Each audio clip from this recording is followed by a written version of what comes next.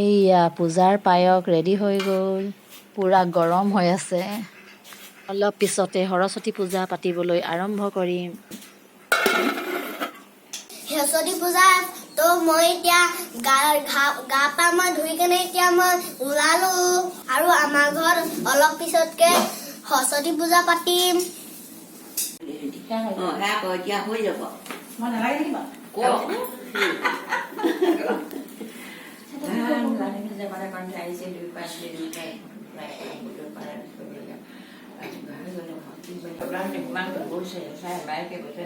কিবা যদি দুফালে দি সকলো মৰখনতে আমাৰ চাই কি সন্তুষ্ট হ'ব ভাড়াখনতে খায় খাই ঘূৰে কথা মই উত্তৰ নিদিনে ন কৰিছোঁ আমাৰ থাকি লৈ যাব ৰাতিপুৱা সোনকালেই পূজাখন পাতিলোঁ। এটাৰো ফাইনেল এক্সাম পাইছেহি, গতিকে আজি সৰস্বতী পূজাৰ দিনাখনেই সৰস্বতী দেৱীৰ নামত পায়স এমুঠি আগবঢ়ালোঁ।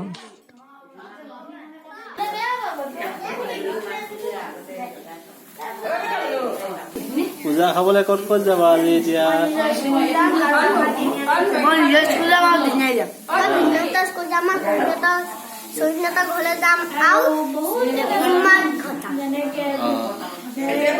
তুমি ক'ত যাবা?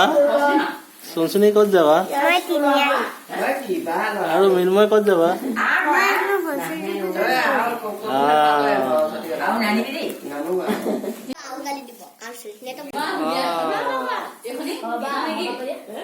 এয়া মই সোনকালে শৰাইখন ভাঙি দিলোঁ, কাৰণ সিহঁতৰ অইন বেলেগ স্কুল আৰু সিহঁতৰ ঘৰৰ বাকীবিলাকৰ ঘৰতো সকাম পূজা পাতিছে, গতিকে সিহঁতি তালৈও যাব নিমন্ত্ৰণ পাইছে।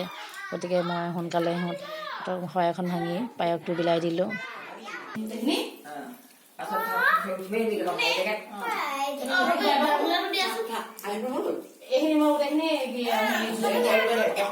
পানী চানি